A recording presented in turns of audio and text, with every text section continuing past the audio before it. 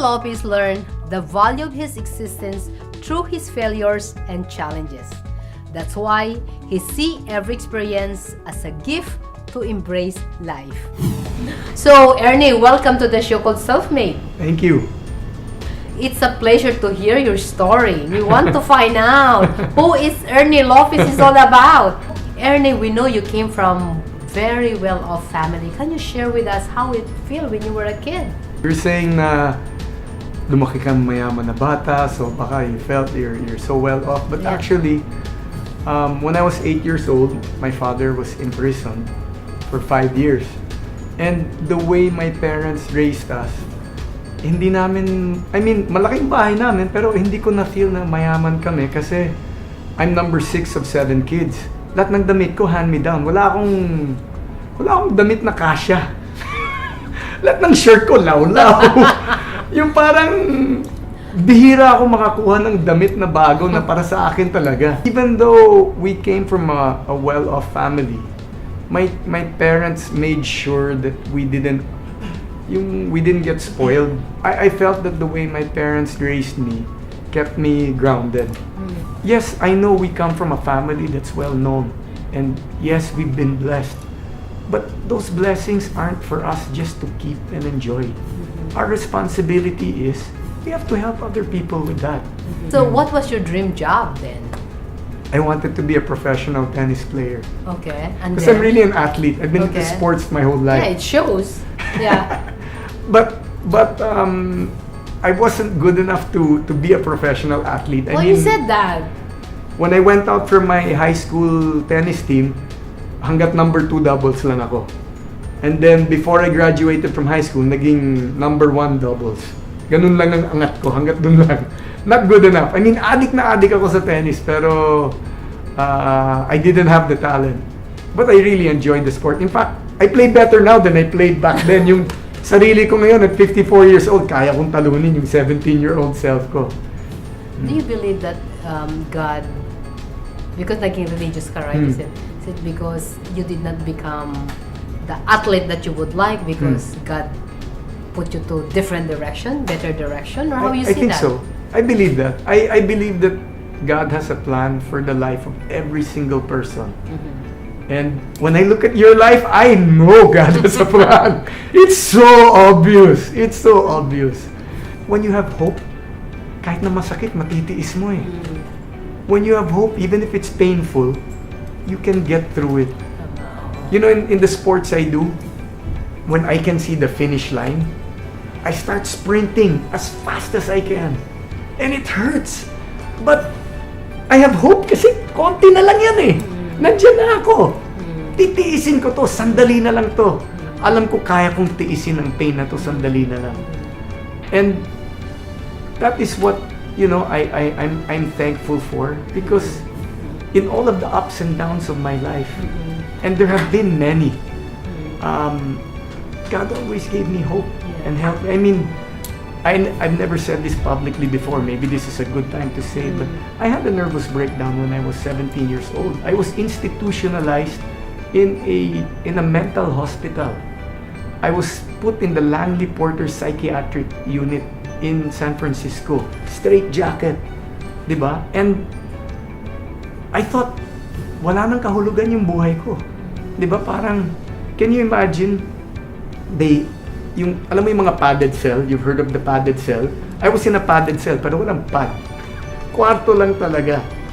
And my mind was racing, parang nasiraan talaga ako ng bait.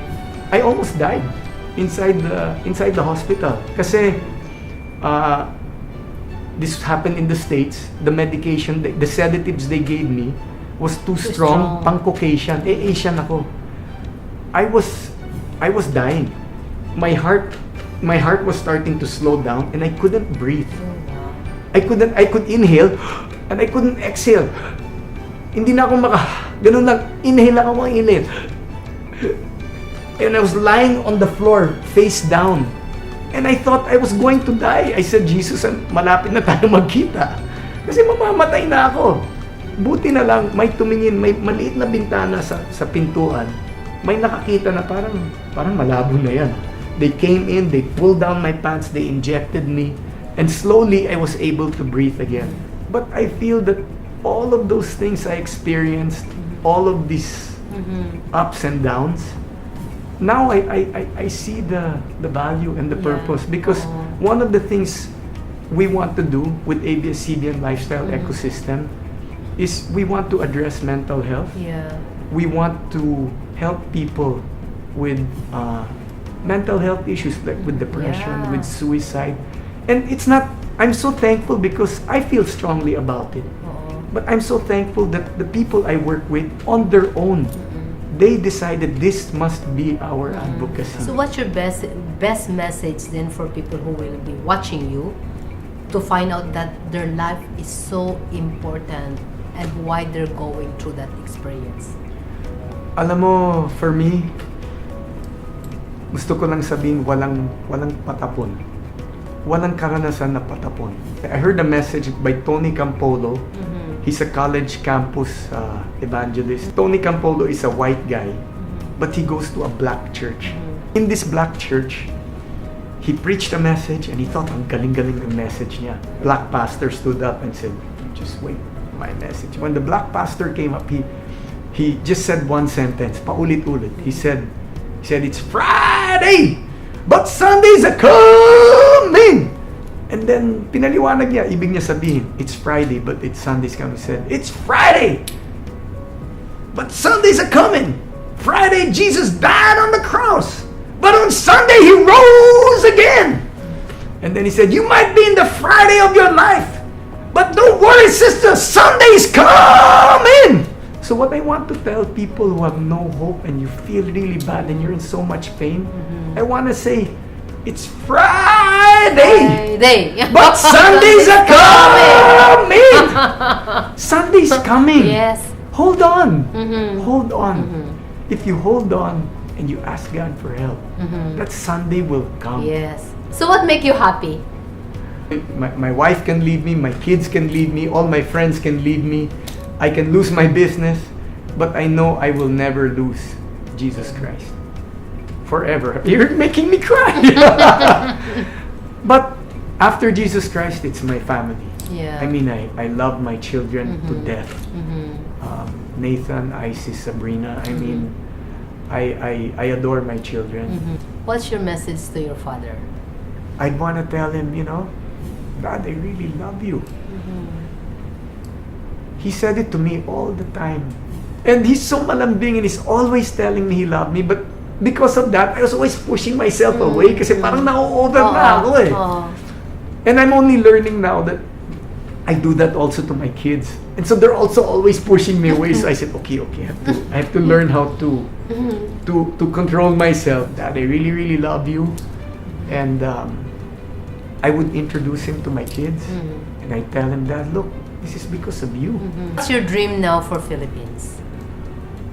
My dream for the Philippines is I want all the OFWs to come back. I want our country to have so much prosperity that all the broken homes, buo lahat. I don't want to see another family. Pinapayak mo na naman ako. I don't want to see another home broken. Yeah. Just because you have to go get a job abroad. We can do business here. Yeah. Our country has so much to offer. So much. We can make business here. We can do so much here. We just have to really help each other. How thankful are you with all what you experiences? I spend almost an hour a day writing on my iPad the things I'm thankful for every day. And that habit has changed my life. I've been doing it every day for many years. That has kept me from being depressed. That has kept me from being bitter. That has kept me from being envious. Kept me from being jealous, because I just say thank you every day. What we have now for them, it's already a miracle. And we need to be thankful every day. I'm just so thankful for everything. Especially my good looks. Oh, Awa na lang. So thank you very much. Thank you. Okay, Thank you. Ernie, it's amazing story. Every success has its struggles. Every dream has its trials and tests. Listen to their stories, because if they did it, you can also be called self-made.